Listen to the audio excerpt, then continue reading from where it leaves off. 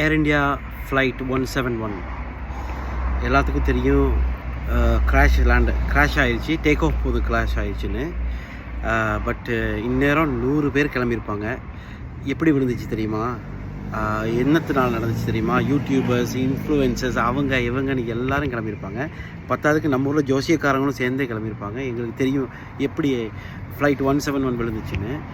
ஆனால் இவங்க யாருக்கும் எதுவுமே தெரியாது, எனக்கும் தெரியாது. இவங்க யார் சொல்கிறதையும் முதல்ல நம்பாதீங்க. First of all pay tribute or pay some கொண்டோலன்ஸ்.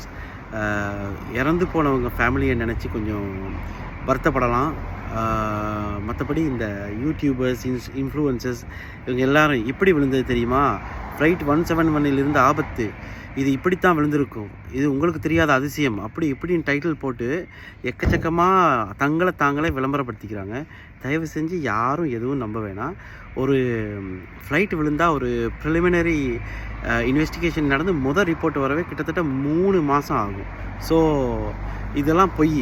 இந்த பொய்யெல்லாம் நம்ப வேணாம். அதுக்கு ப்ளீஸ் முக்கியமான விஷயம், இதில் அந்த போன உயிர்களுக்கு ஒரு ரெஸ்பெக்ட் பண்ணுங்கள். தயவு செஞ்சு யாரும் ரியூமர்ஸ் பரப்ப வேணாம். யாருக்குமே தெரியாது, எந்த ஜோசியக்காரனுக்கும் தெரியாது ஃப்ளைட் ஏன் விழுந்துச்சுன்னு. எந்த ஜோசியக்காரங்களும் ப்ரெடிக்ட் பண்ணவும் இல்லை இதனால் இப்போ இப்படி ஒரு ஃப்ளைட் விழுகும்னு. அதை விட நம்ம யூடியூபர்ஸ் நிறைய பேர் இருக்காங்க, இன்ஃப்ளூயன்சஸ் இருக்காங்க.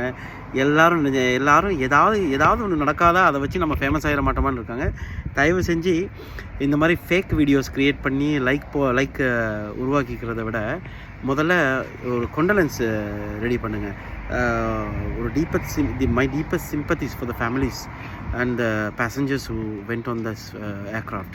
So please don't create this hype unnecessarily. கொஞ்சம் பொறுமையாக இருங்க. இன்வெஸ்டிகேஷன் முடிச்சு அவங்களே சொல்லுவாங்க எதனால் ஃப்ளைட் விழுந்துச்சுன்னு. So please, thank you for listening.